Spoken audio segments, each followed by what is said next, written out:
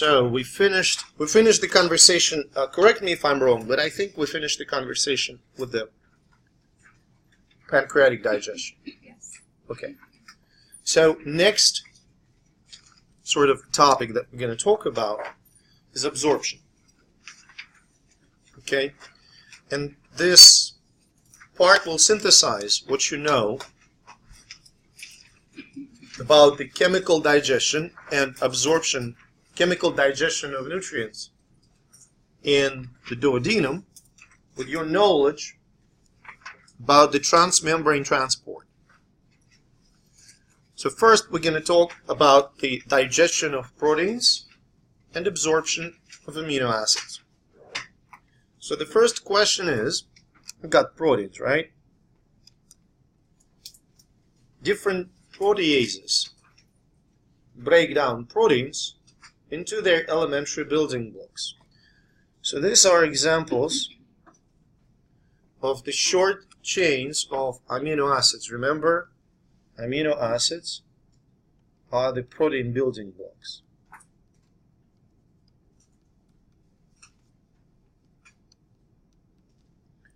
So proteins, they get broken down into the short fragments that we often call peptides or polypeptides. Can you tell me in which organ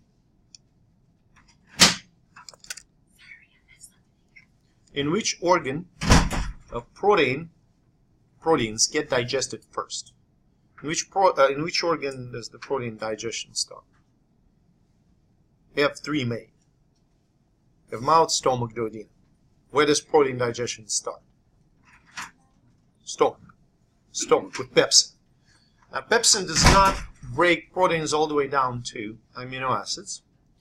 It chops them in the smaller fragments called polypeptides. From the stomach, these polypeptides end up in the duodenum, as well as some undigested protein molecules. So you have a mixture of protein and protein fragments. Okay?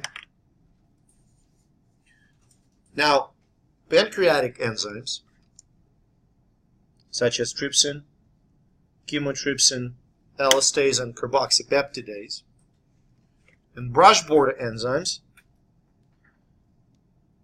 such as aminopeptidase and dipeptidase, okay?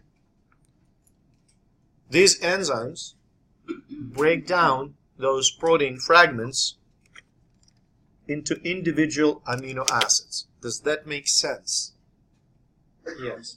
Yeah. So pancreatic enzymes and brush border enzymes, the proteases such as trypsin or elastase or aminopeptidase, they break down protein fragments in the duodenum to the level of individual amino acids. We're good? And the next step is to absorb these amino acids across the intestinal epithelium into the extracellular fluid/blood. The traditional question that I'm going to ask you a lot about different chemicals. Now I'm going to ask this question about amino acids. Can amino acids cross the cell membrane directly? Directly, without just cross the cell membrane. They can't. What is the reason? They can't. Amino acids are what? No. Which molecules cannot cross the cell membrane directly? Hydrophilic. Turns out amino acids are hydrophilic. Okay.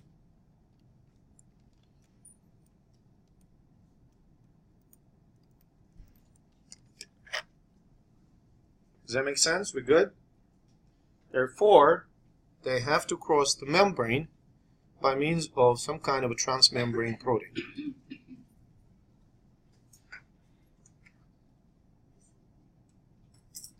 Not yet. So the idea with facilitated diffusion, it will be used later. But here's another problem. We have certain concentration of amino acids in the intestinal lumen, right? We're going to call them AA. Okay, can you see that AA designation? Turns out that the concentration of amino acids in the cell is much higher.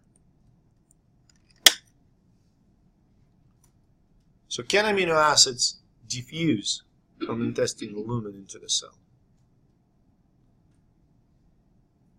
Can they diffuse? Look at the relationship of the concentrations in the lumen and in the cell. The concentration is higher where? In the cell, which means they have to be actively transported. Does that make sense now? So the question was, can amino acids diffuse from intestinal lumen into the cell? The answer is no, because the concentration of amino acids in the cell is higher than concentration of amino acid in the intestinal lumen. You clear? So far, you following me? Perfect. Now, the type of active transport that is used to deliver amino acids from the lumen into the cell is secondary active transport. Now I'm going to introduce the idea of secondary active transport in a pretty easy cartoon. So this is your amino acid, okay, and it has to be transported from the low concentration to high concentration. You got it? So low concentration is on the left, high concentration is on the right. Now what do you need to apply? What do you need to use to transport molecules against the concentration gradient? Speak up. Energy. Generally speaking, energy. In primary active transport, you will get this energy from ATP. How do you get this energy in the secondary active transport? You have another ion that diffuses. In this case, it's going to be sodium. It will diffuse along its concentration gradient. Does that make sense? In that diffusion, you see one ball rolls down, which enables another ball to roll up. Does that make sense to you? So essentially, on the apical side of the intestinal epithelium, amino acids will be transported by the secondary active transport using a sodium sym porter. If you would take a glance, this molecule right here, this process, you see that sodium diffuses into the epithelial cell, and that diffusion process that doesn't require energy, process that goes along the concentration gradient. That movement of sodium ions provides energy for the active transport of amino acids into the cell. Does it make sense? Amino acids are transported by a secondary active transport using sodium sym porter. So that right there, those triangles, is basically the right underneath of it shows the same thing right underneath. Here? No, right, with the arrows. With the arrows, yeah. Green, red arrows. The green and red arrows. Oh, no, we didn't talk about it. No, wait a minute, we'll get to this. This whole idea that we talked about, that amino acids use secondary active transport. Basically, they use the sodium diffusion as the source of energy to get transported against the concentration gradient on the apical side of the membrane. Is that clear? So the sodium sym porter is the sodium diffuser giving it energy. it's a giant protein through which sodium diffuses. This protein, quote unquote, catches the energy. That's right. Catches the energy and then uses this energy to transport amino acids. Make sense? Now, we're going to get to the right bottom part of the slide to, explain what's going on there. Now, here's what happens at the basal side. Concentration of amino acids in the cell is what? High. Concentration before the meal, like during the absorption, concentration of amino acids in the blood, generally speaking, it's pretty low. Either because you didn't have any food yet, or because you produce a good amount of insulin that keeps your blood amino acids at fairly low level. Does that make sense? So at the basal side, amino acids will go along or against the concentration gradient. Speak up. Along. Yeah, speak louder so everybody hears you. Along the concentration gradient. And on the basal side, it's going to be facilitated diffusion. That makes sense. So you've got secondary active transport on the apical side, and you got facilitated diffusion on the lateral side, on the basal side of the epithelium. Good? Is that clear? Is that understood? Because on the apical side, amino acids are transported against the concentration gradient, and on the basal side, they are transported along it. Good? Everybody's on board? You know what's the problem with this whole story? We use energy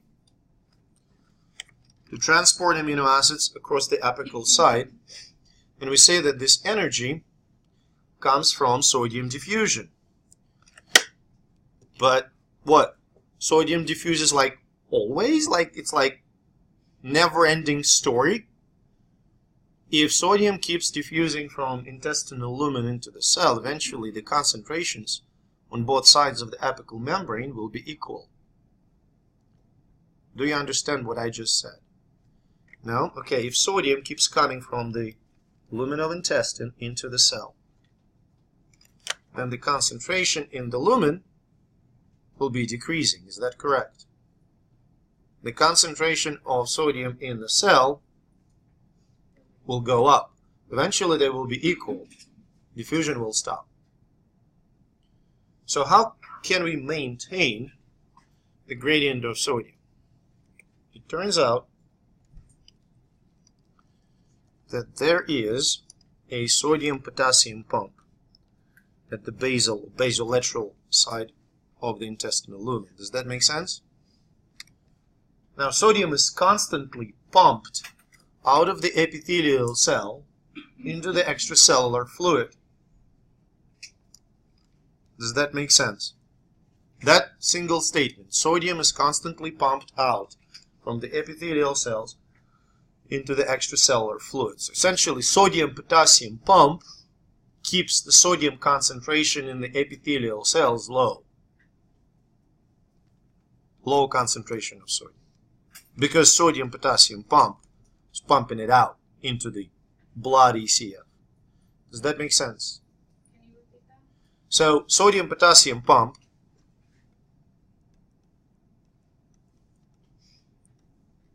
here, sodium-potassium pump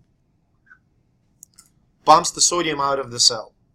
So sodium constantly, like a sump pump in a flooded basement, constantly pumps it out. Okay, which keeps sodium concentration in the epithelial cell low.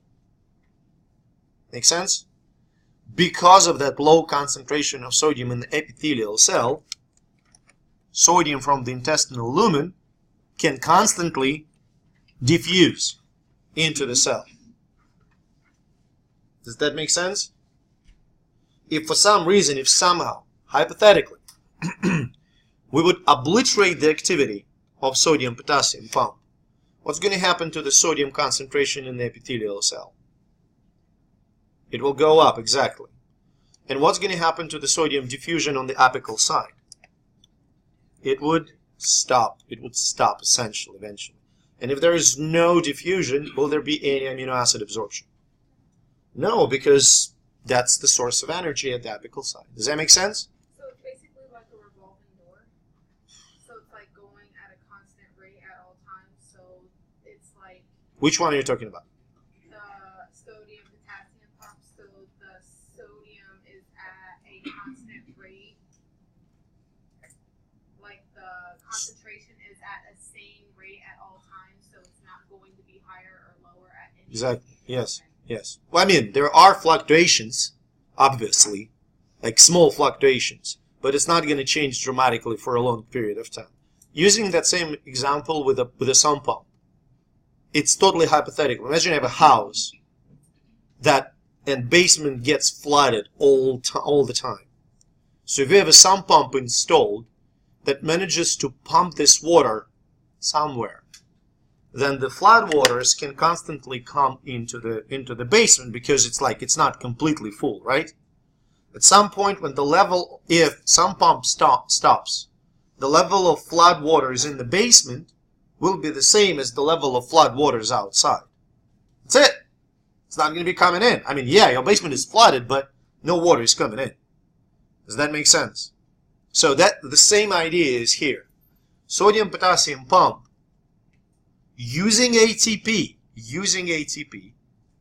keeps sodium concentration in the epithelial cell low, which allows sodium on the apical side to diffuse and take amino acids with it by a secondary active transport. So essentially, the driving force for amino acid absorption is the sodium concentration differences. Does that make sense? Do you understand what I'm trying to say? So it's not like we take this sodium diffusion out of the hat. Sodium here can diffuse because sodium potassium pump at the bottom works. We good? That clear?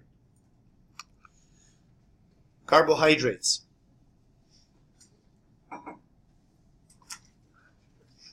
Let's talk about breakdown first. Which part of alimentary tract do carbohydrates? Okay, I didn't even finish. Mouth. And then what? Which one? No. Which part of the alimentary tract they get digested? In. Next. Mouth and then? Intestines. There's no carbohydrate digestion in the stomach. Like enzymatic, chemical digestion, okay? Mouth and then duodenum. Good? So, say you ingest a polysaccharide like starch.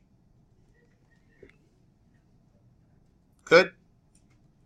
So starch is broken down by amylase to short oligosaccharides like dextrin or maltriose or maltose. Okay? Now, which enzyme breaks down maltose? You need to replace one letter. Maltase. Now, another disaccharide that we often consume if we drink sugary drinks, like Coke, is sucrose. Which enzyme breaks down sucrose? Sucrase. And if you drink milk, and you're not lactose intolerant, which enzyme will break down lactose? Lactase. Very good. Now, breakdown of maltose will give you monosaccharide called glucose. Breakdown of sucrose will give you glucose and fructose. And breakdown of lactose will give you glucose and galactose. So what you end up with normally in your diet, these three monosaccharides. that has to be transported across the apical side of intestinal epithelium, across the epithelium, across the basal side, into the blood. Guess what? For galactose and glucose, the story is exactly the same. You have secondary active transport. Sodium glucose symporter. Make sense? So again, look, we have sodium that is pumped out of the cell, right? So sodium can diffuse across the apical membrane, and that sodium diffusion facilitates secondary active transport. So that's secondary active transport. Sodium glucose symporter can transport both glucose and galactose. Does that make sense to you? Any question? Like it's the same story as with amino acids. Exactly, yes. So can you go over which one creates like the glucose, the fructose, and the galactose? Say it again. When you said Oh, breakdown? glucose makes... Break it down. Yes. So here's what I'm going to do.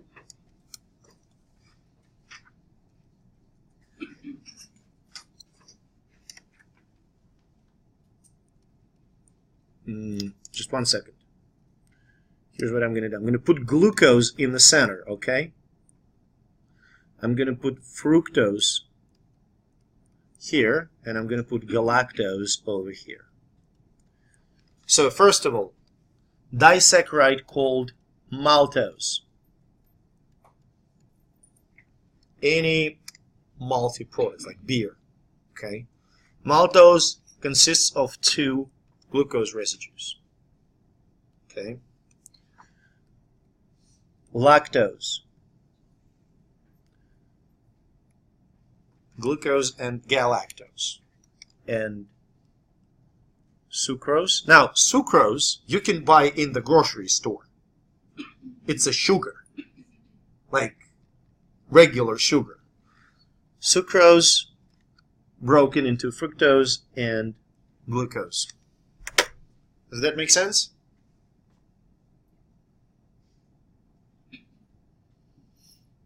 Cool? Now, before we move on any further, do you understand that for glucose and galactose, the transport on the apical membrane is the secondary active transport? Clear? Exactly the same, well, same concept as it is for amino acids. And you said it's for glucose and galactose? Yes. It's for glucose and galactose. It's sodium that takes them into the cell, basically. The sodium gradient is the driving force for absorption, for the transport of glucose and galactose, active transport of glucose and galactose across the apical side of the intestinal epithelium. Does that make sense to you? Fructose enters through the facilitated diffusion. Turns out the concentrations of fructose are low all the way throughout the cells and ECF, so it doesn't need secondary active transport, primary active transport. Okay? Does that make sense to you? Now what's important is that amino acids, they will be taken up by muscle cells mostly, by basically all the cells in the human body. Now, carbohydrates will go to the liver first through the portal circulation. Remember we talked about the portal veins that run from intestines to the liver? So, I'm going to ask you this question. It's fairly easy. It's not a hard question, but you got to remember the metabolic roles of the liver. So glucose, galactose and fructose. What do you think is going to happen to them in the liver? They will be converted to what? The answer is on this page. It's written, handwritten. Galactose and fructose. Huh? Somebody said, did I hear glucose? Somebody said glucose? I think somebody did say glucose. Galactose and fructose, we can't use them in like glycolysis. So galactose and fructose will be first converted into glucose, chemically modified. And then there can be, that glucose can be used for various stuff. Okay. Now, if we have excess of glucose, it will be stored in the form of glycogen, which we will talk about eventually, right? So liver can do it. And if we really overdo on glucose, it will be stored in the form of fat. Does that make sense to you? Now, all that fat synthesis and glycogen synthesis, to a large extent, it is the function of the liver. So to kind of wrap up what we just talked about,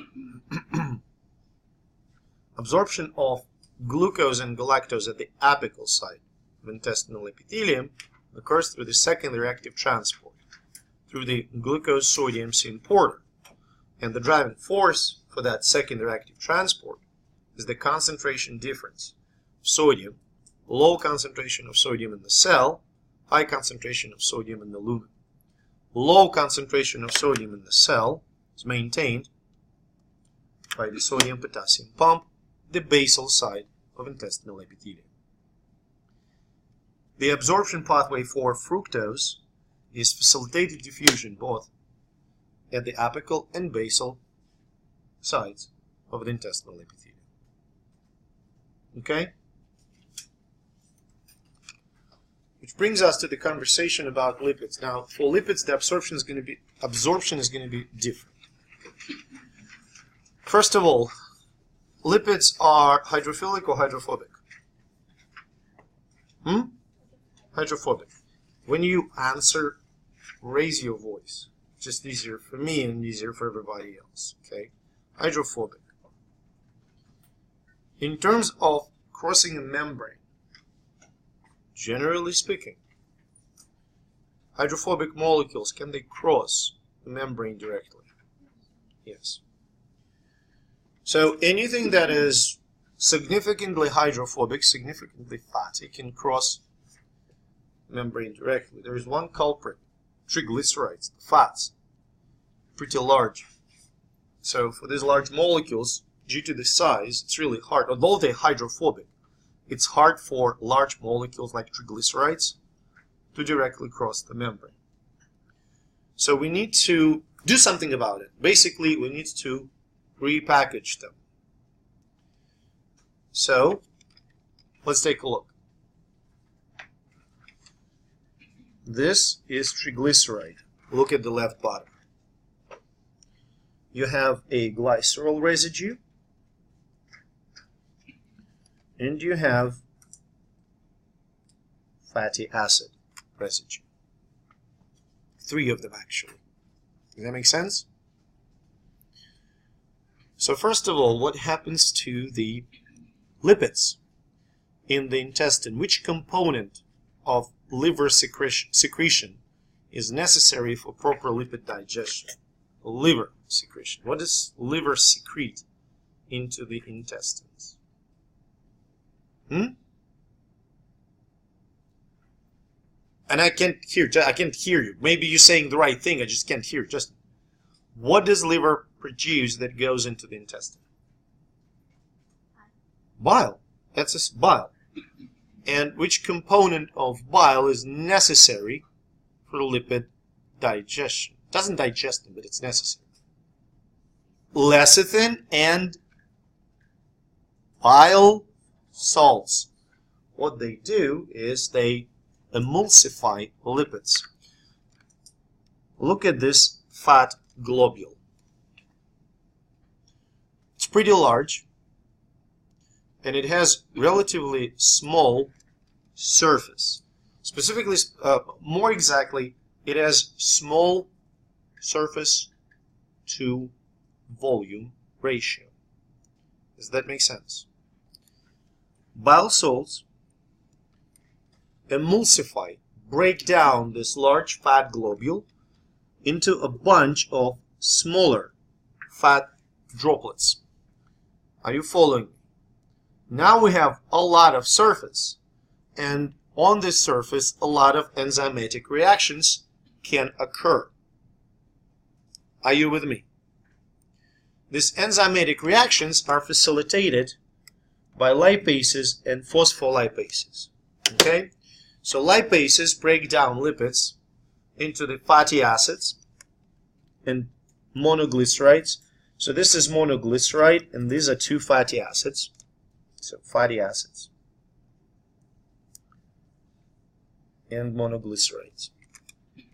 Phospholipase breaks down phospholipids to the fatty acid and lysolecithin. Now, I'm not going to ask you about lysolecithin. Bless you. So what happens next? Turns out that fatty acids, Fa, glycerol, lysolecithin, they are fairly polar. Now, I use this really, vaguely defined fairly, but they're not really hydrophobic. Does that make sense? So, molecules that are not really hydrophobic, can you hold them across the membrane? Not really. It's not easy, right? So you need to do something about this fairly hydrophobic molecules. And what happens to them is that these fragments, fatty acids, glycerol, lysolecithin, they enter the structure that is called micelle. And we talked about micelles over here. It's the micelle. It's a bunch of bile salts emulsifying, okay, making a bunch of lipids hydrophilic. So each micelle will contain bile salts, and it will contain fatty acids, glycerol, and lysolecithin. Does that make sense? Now, micelles, because of fat component, because of the bile salt component, can be fairly easily absorbed into the intestinal epithelium. You with me? In the intestinal epithelium inside of the cell, micelle disassembles, falls apart. And what you have there, you have monoglyceride and fatty acid. Does that make sense? Does that make sense? You have monoglyceride and fatty acid. And monoglyceride and fatty acids will recombine back to form triglyceride inside of the epithelial cell. We clear?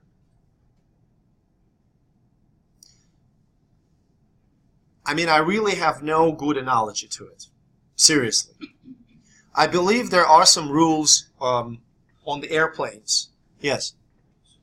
So it gets broken down Before it enters the epithelium. and then it forms Reassembles inside the epithelium. Yes. Does that make sense? So it gets... Go ahead, Aaron. So the fatty acids, the glycerol, and the Lysolecithin. those make up the... Well, I should correct myself. It's not glycerol yet. It's monoglyceride. That's what make up the micelle? Plus bile salts. Plus bile salts. Plus bile salts, yes. And that's, it's written down there, right, in the black? Micelle. Yes. Okay. Yes. Yes. Now, like some airlines, they require to remove like lithium-ion batteries from some devices before you fly. I mean, I don't know, but sometimes you have to if you put it in checked-in luggage. So think about it this way. You get into the airport, you remove the batteries, separate them, put them in luggage. Only this way you can get an airplane. You fly, you arrive, you know, go back in the airport and, you know, get to your hotel, put it back together. In order to fly, you have to disassemble. In order to cross the membrane, in order to enter into the epithelial cell, you got to disassemble triglycerides into monoglyceride and free fatty acid. And then while in the epithelial cell, you have to package them back together. We good? Yes. So as they're being transported and they're separated, and then as they get in, they come back as one. Start over. When they enter the epithelial cell, they are broken apart. They're broken apart in the intestine. They packaged into the micelles in the intestine. And they enter, from intestine, they enter the epithelium, the cells, and then they are reassembled in the epithelium. We good? Now, we face another issue. We face an issue of transporting fat in the watery substance, which is going to be lymph and then blood.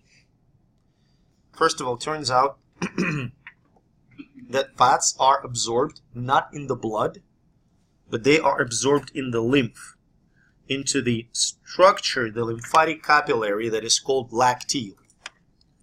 So the function of lacteal is to absorb fat. Carbohydrates and amino acids are absorbed in the blood. So far, are you following me? Okay, cool. Now, lymph, as any other fluid in the human body, is water-based. Fats are hydrophobic. So how can you shovel hydrophobic fats into basically water? The answer is you combine all these fats, triglycerides, phospholipids, cholesterol, whatever you absorbed, you combine it with proteins. And proteins add that necessary, hydrophilic component that allows the transport of lipids in the lymph and eventually in the blood. Am I clear? So this assembly of triglycerides, phospholipids and cholesterol with the proteins is called chylomicrons.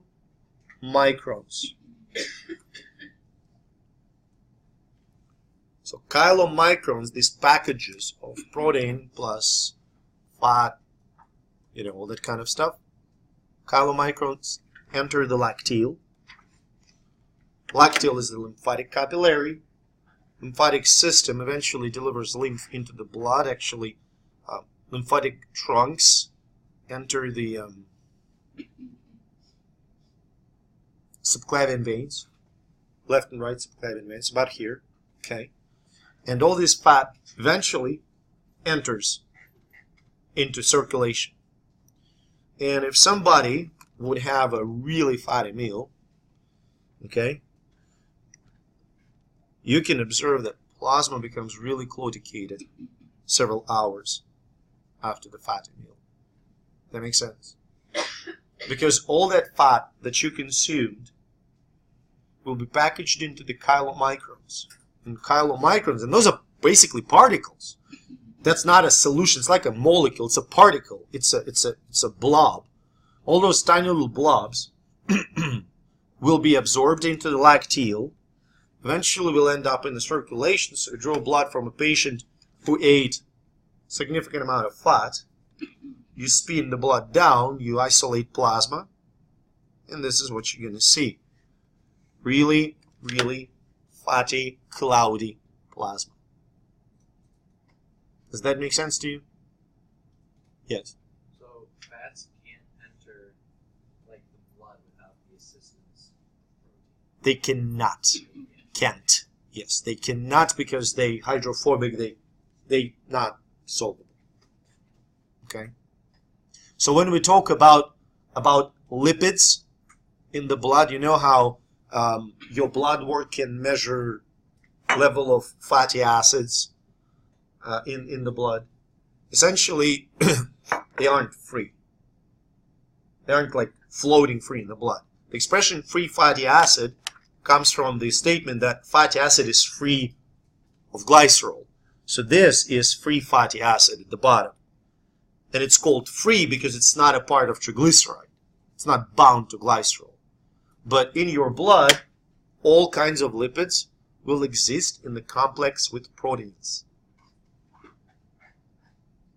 Because that's how they transport it, since they're hydrophobic. Does that make sense to you? I'm sorry. Good? Got it? Fat absorption? Which brings us to kind of a review. So, I'm going to get to the essence of, like, focus. So, chemical digestion in the mouth. What do we have? Sorry. What do we have digested? What do we have digesting in the mouth? Starch, right? And somewhere we should have lipids. Correct? What do we have digesting in the stomach? Proteins and fats.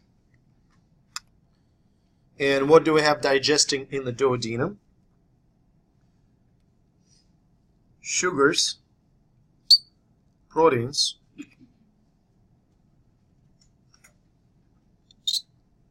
and fats. Well, the entire small intestine. Does that make sense? So kind of going backwards, carbohydrates are digested in the mouth and in the small intestine. And in the small intestine, they are digested by pancreatic and brush border enzymes. We're clear? Proteins are digested in the stomach by pepsin and in the small intestine by pancreatic and brush border enzymes. Lipids digested in the mouth, stomach, and small intestine by the enzymes, pancreatic enzymes, and bile is necessary for the emulsification of the lipids. Okay? Now, what will be the final building blocks of the carbohydrates that they're digested to? Carbohydrates, complex carbohydrates will be digested to monosaccharides. Proteins will be digested to amino acids.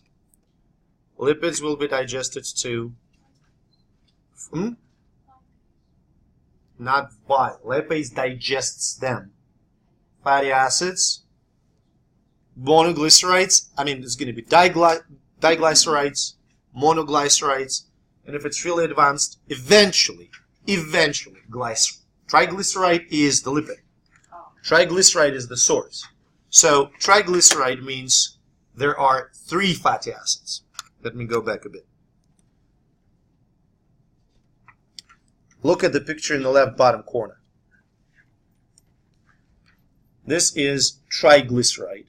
1, 2, 3. Triglyceride. Here on the left is monoglyceride. 1.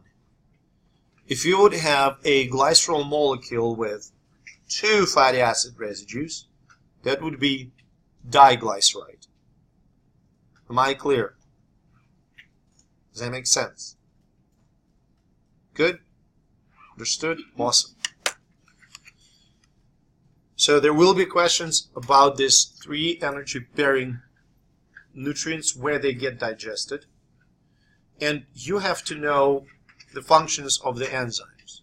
So if I ask you what is the function of, pancreatic lipase, you tell me that it's breakdown of proteins. Am I clear? Oh, breakdown of fats. Sorry. Yes. Lipase, breakdown of fats. If I ask you what's the function of trypsin, breakdown of proteins. Amylase, breakdown of carbohydrates. So far, clear? Nucleic acids. They're not really energy bearing. Digested in the small intestines. Okay? Ribonucleases and phosphatases, and deoxyribonucleases. Before we move on to, I want to talk about water and electrolyte absorption, and then take a break before we talk about colon and rectum. Are we good? Are we going to be asked much about nucleic acids? Basically, for nucleic acids, I want you, like, if I ask you what is the function of know the enzymes. Am I clear? Aaron, am I clear? Like, what's the function of ribonuclease? You shouldn't be surprised seeing the names of the enzymes. I will ask you about the enzymes. Does that make sense? So, I mean it. Like, I mean it. I'm not going to talk a lot about, like, the small intestine, pancreatic. Ribonuclease breaks down RNA.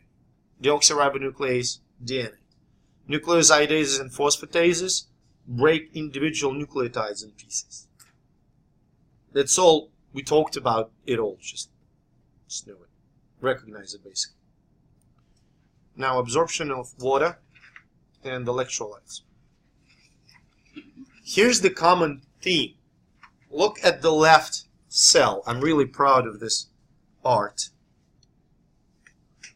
Okay. Since I had like C in middle school for art. So proud of my stick pictures. So this, the bottom, is what? Now you know it. Sodium-potassium pump. What does it do? Pumps out sodium, keeping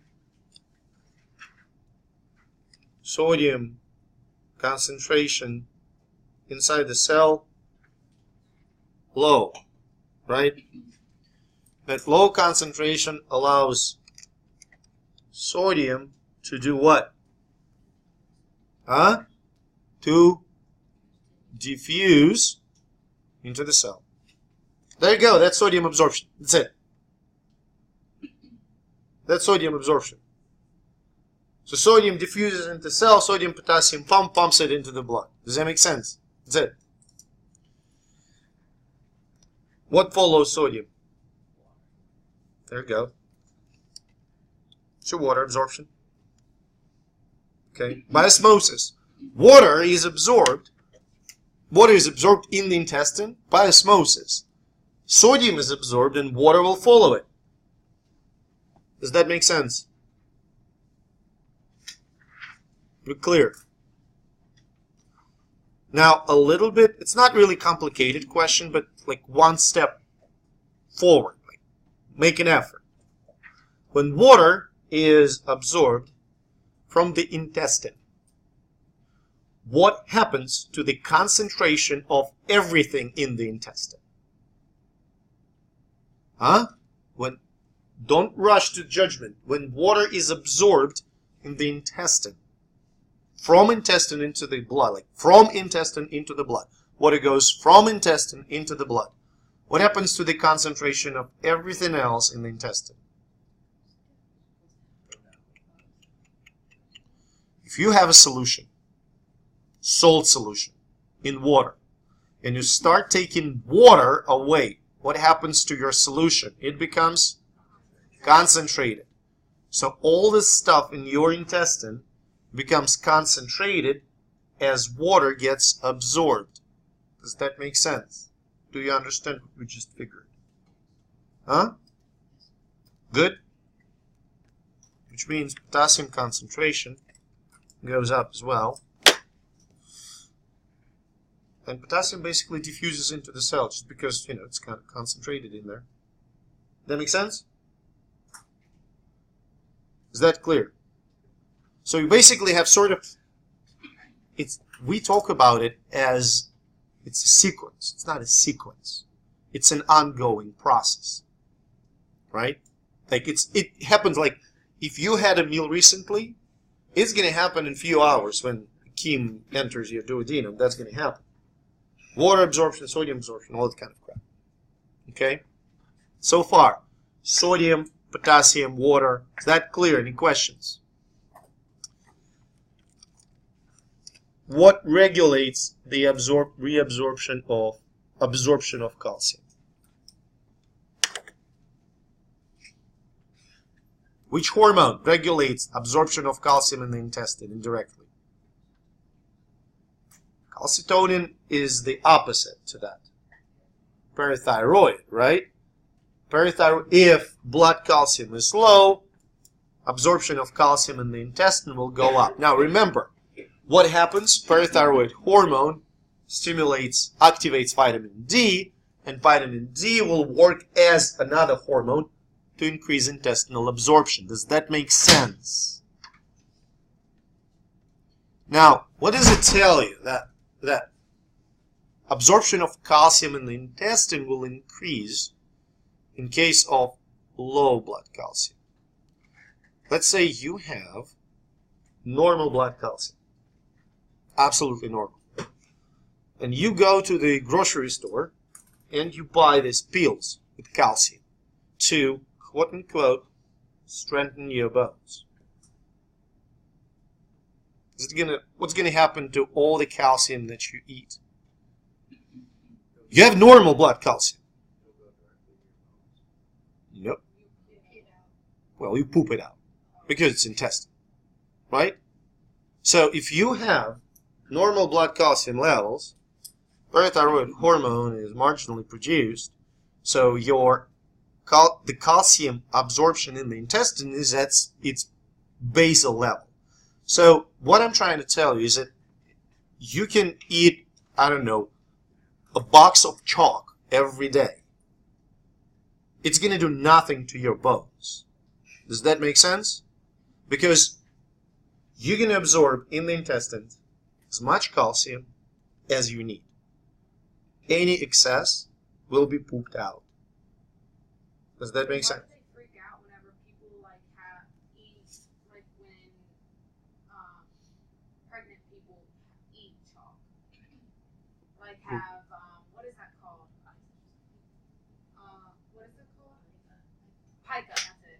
Oh, well, it's not chalk. It's just eating anything. It's psychotic. Yeah, it's a psychotic disorder. Kids do it too. It's like pica is just trying to eat something. It doesn't have to be chalk. But I mean, if I would have a choice between eating Lego and eating chalk, I would pick chalk because less chance to suffocate myself or die. So I believe that's it. Like, you know, kids would eat grass or dirt instead of trying to nibble on, I don't know, metal pole. You know, just the structure reason. Make sense? And look, like, I was never pregnant, but my wife was pregnant, and the cravings are the weirdest ones. You know. It's more, I guess, maybe is it more like a deficiency then, like a vitamin deficiency? Psychological. Pica is psychological. Does that make sense? If calcium levels are normal, they're normal. If calcium levels are abnormal, and that can be tested, well, first of all, calcium absorption from the intestines will go up.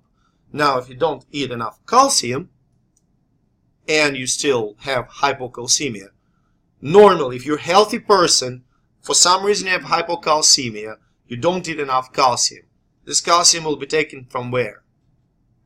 From your bones, okay? So yes, we do have to have certain amount of calcium in the diet, but trying to eat 5 times more, it's a waste. Okay, drinking 5 gallons of milk will not make your bones stronger. It will make your diarrhea more projectile. You know. So chloride transported actively. We excrete bicarbonate, absorb chloride. Now, same goes for iron. The same story as calcium. Okay, We do need iron all the time. We'll lose it. That's absolutely normal. Some iron is lost with, feces, with urine. A little bit of it is lost. So we need to replenish the storage. Men less than women. Due to the menses, women lose a lot of iron during menses. So, but here's the deal. Do you need to take iron-containing supplements? If you have no underlying conditions, and if you eat normal balanced diet, you don't, because the majority of food that you buy in the grocery store is iron enriched. You consume enough iron with the food. Okay? So, all extra iron will be passed with feces. Now, iron is stored, okay? Mucosal cells bind iron to protein ferritin, which then delegates it to transferrin in the blood, and transferrin eventually gets it into the liver. Liver is one of the major storage sites for iron. Now, in terms of water absorption, 9 liters of water get in the intestine.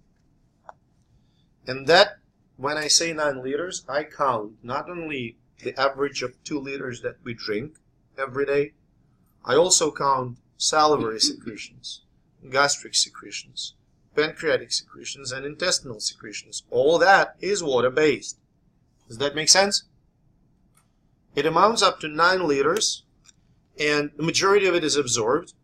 Basically, you pass about 100 mils, half a cup of water with the intestines to soften them up. So you know that, if you really dehydrated, like you work in the heat the entire day, your poop is likely to be pretty solid. Okay? Pretty tight. Does that make sense? Now, any questions about the absorption? I'm going to ask you questions mainly about sodium, potassium, water, calcium, and iron. Calcium and iron basically know that they are absorbed when needed. Calcium absorption is regulated by PTH. Am I clear? Now, celiac disease. There's a component in some foods. I don't want to sound ignorant. We are lucky. Nobody in the family has celiac disease, so we can eat anything. Okay, so as far as I know, it's some component of certain plant foods like wheat, I think, and something else. I think like wheat, rye, barley. Okay, more. That contains that protein called gluten. Some people are allergic to it. When gluten gets into the intestine, it causes the activation of T cells. Basically, it leads to inflammation, bloating, diarrhea. When gluten is gone from the diet, nothing of that happens. Very important statement. There's no benefit for gluten-tolerant person to maintain gluten-free diet. Gluten isn't bad. It's normal. Does that make sense? So, if in your attempt to maintain gluten-free diet, you cut your 18 pizzas a week to just half, that's not a bad idea, but it has nothing to do with gluten, the benefit of it. Does that make sense? Now, a few more things I just couldn't pass on the opportunity. The diarrhea. Well, the mechanism is actually pretty interesting. First of all, there are tiny little structures on the surface of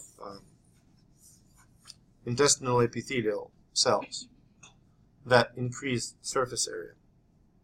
And they also contain brush border enzymes. How do we call those? Tiny little structures, like super tiny. Microvilli. turns out that a lot of pathogens, they can either destroy microvilli or change their shape. Various strains of E. coli or intestinal pathogen Giardia lamblia, they all can blunt microvilli, make them blunt. Okay. Now that will severely limit absorption of fat, and people will, so it will severely limit absorption, period.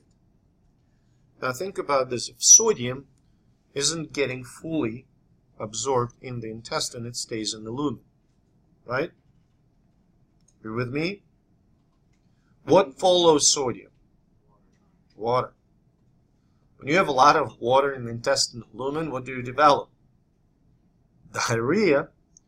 Now, due to those blunted microvilli, sometimes you cannot effectively absorb fat. If fat is not absorbed, where does it stay?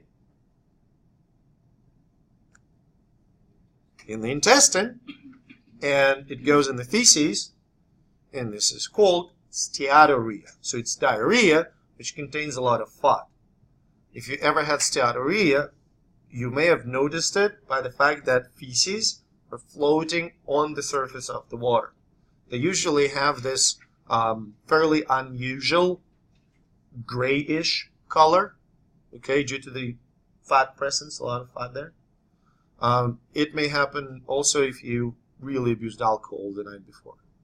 Your liver shuts down. Yes? What's the difference between that and IBS? Inflammatory bowel disease? I think it's a timely question. Inflammatory bowel disease is autoimmune disease in which your immune system starts to attack the epithelial cells, that line your intestine. It mainly happens in, it doesn't happen in the duodenum for, I don't know if we actually know the reason. It does not happen in jejunum. Remember, there are three parts of the small intestine: duodenum, then you have jejunum, then you have ileum. Okay, so the majority of, so IBD starts in ileum. Okay, in this case it's called ileitis. Your T cells, mainly T cells, immune cells, will start attacking epithelium, destroying or losing the, so epithelial cells will either become leaky or they will become dysfunctional. So people will, and it's constant inflammation, but it comes in bouts. It can become worse, it can become better. Does that make sense? Like somebody's asthma, person can have asthma attack and then person will get better. So this is IBD. If the IBD in colon may lead to the condition known as ulcerative colitis. So it's basically inflammation of the colon. We're going to talk about colon hopefully today a little bit. It's inflammation of the colon with a lot of ulcers, you know, and it can be so bad, and it may basically leads to perforation of the colon and spill of the colonic content into the peritoneal cavity, that people have to have their colon removed. This is called colostomy. In some cases, it's just a part of the colon removed. In some folks with really progressed IBD, the entire colon is removed. There's no way to connect ileum to the rectum, and ileum in this case is connected to the fistula on the anterior abdominal wall. This is called ileostomy. So basically people have an opening in the abdomen through which feces go into the special bag. They collect it in the special bag that has to be emptied from time to time. That's a severe IBD. So there are many phases of that disease, from relatively mild to very heavy. It can usually starts earlier in the adolescence, you know, around puberty, like teenage years. It can be later, although. And interestingly enough, if you look at the surface of intestinal epithelium in the patients with inflammatory bowel disease, they have very characteristic morphological appearance. The sites with the highest inflammation, the actual disease sites, they have no villi, and instead they have cobblestone appearance, like cells form like cobblestones. No villi on top of that, microvilli, sorry. Did that answer your question? And basically the treatment, there's no cure. The treatment is immunosuppressive drugs. It used to be cortisol. Now we have the drug called Remicade, which is specific inhibitor of certain inflammatory responses. People keep working on it, but that's, we don't know what causes it. Okay? So we're going to take a break, and